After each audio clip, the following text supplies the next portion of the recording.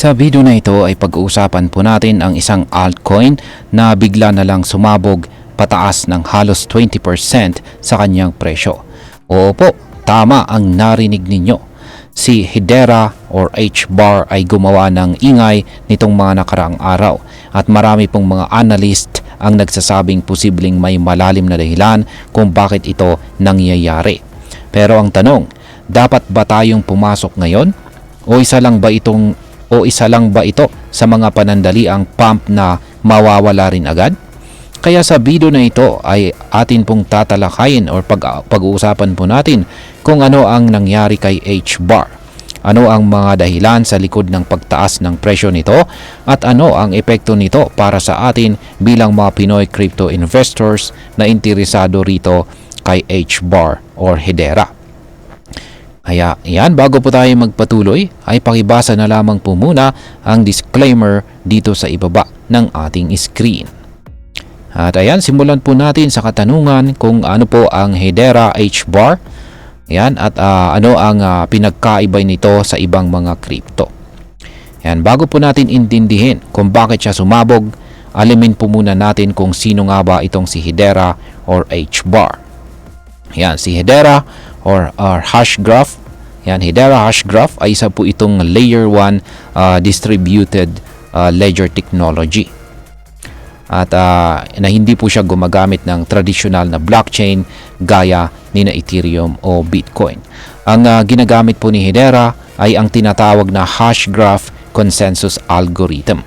Sa simpleng salita ay mas mabilis, mas mura at saka mas energy efficient ito kumpara sa mga blockchain na alam natin ngayon. Hindi lang basta-basta crypto itong si Hedera. Maraming malalaking kumpanya ang kasama sa governing council niya tulad ni na Google, IBM, Boeing, LG at iba pa. Ibig sabihin nito, enterprise grade ang approach ni Hedera. Ang focus niya ay gamitin po sa real-world solutions tulad po ng tokenization, supply chain, identity verification at marami pang iba. Ngayon ito po yung gusto nating malaman. Bakit nga ba biglang tumaas ng 20% ang presyo ni H-Bar? Ayon po sa mga analyst, ang pagtaas ni H-Bar ng 20% ay hindi lamang po basta hype o pump and dump. May mga dahilan kung bakit bigla siyang nagka-interes mula sa mga traders at saka investors. Una, may mga bagong enterprise partnerships itong si Hedera na nagpapakita na ginagamit talaga ang technology niya sa totoong mundo. Halimbawa ay ginagamit siya ngayon sa mga tokenization projects na lumalawak sa iba't ibang bansa at pati sa mga supply chain applications. Pangalawa, kung titingnan natin ang technical analysis, may tinatawag naman po na bullish setup sa chart nitong si H-Bar. Ibig sabihin ay ayon po sa price pattern, may sinyales na posibleng magtuloy-tuloy ang kanyang pag-angat sa presyo. May mga resistance level na siyang kailangan po niyang basagin. Lalo na ang presyong 0.15. Pangatlo, mataas po ang sentiment sa social media at saka on-chain activity. Ibig pong sabihin ay maraming nag-uusap tungkol kay H-Bar. Kaya tumataas po ang mga wallet interactions at saka tumataas din ang volume ng kanyang trading.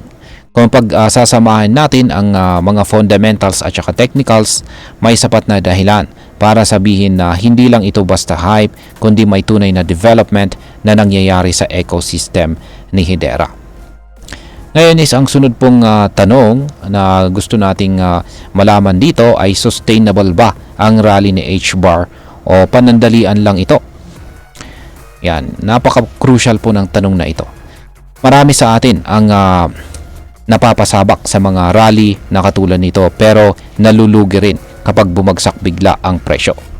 Ang totoo, kahit promising po ang development ni Hedera, maraming experts pa rin ang nagsasabi na kailangan ng long-term adoption para masabing sustainable ang pagtaas ng presyo. Oo, may enterprise grade partnerships siya, pero hindi ibig sabihin ay agad-agad itong magre-reflect sa presyo ng token. Minsan kasi kahit maganda po ang tech, kung walang sapat na token utility, walang malaking demand para sa mismong HBAR token. At kung wala itong regular na usage, mahihirapan itong magstay sa mataas na presyo.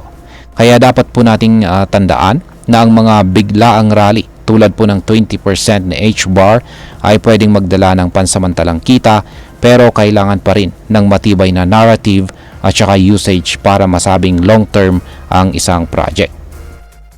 Ngayon is pag-usapan na po natin ang maaaring maging epekto nito para sa atin bilang mga Pinoy crypto traders at investors na interesado rito kay HBAR or Hedera Hashgraph. Yan para sa atin, lalong-lalo na sa mga gustong pumasok po sa altcoins. Ang pagtaas po ni HBAR ay isang opportunity at warning sa parehong panahon. Opportunity siya dahil kung maaga ka pong nakapasok, pwede kang kumita sa swing or short-term trades. Halimbawa, kung nakabili ka habang tahimik pa ang presyo, malamang nasa profit ka na ngayon. Pero warning din ito dahil ang ganitong klaseng galaw ay pwedeng bumalik pababa. Hindi ito guarantee ng tuloy-tuloy na pag-angat.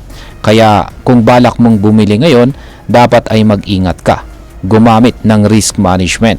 Huwag lahat ng iyong pera ay ilagay sa isang coin lamang.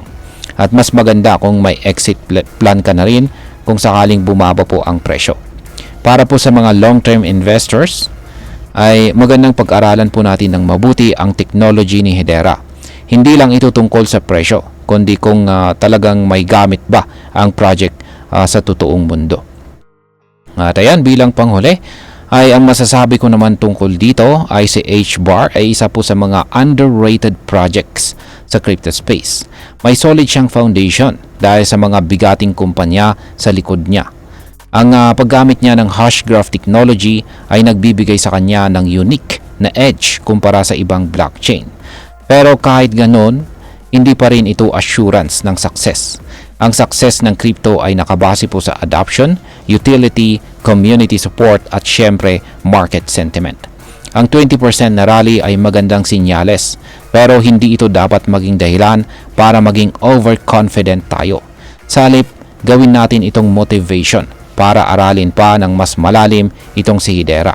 Alam natin kung paano natin siya magagamit sa portfolio natin at kung may long-term potential ba siya o pang trading lang talaga. At ayan, hanggang dito na lamang po tayo sa video na ito mga ka-crypto. Marami pong salamat sa panonood. Ingat po tayo lagi at God bless po sa ating lahat.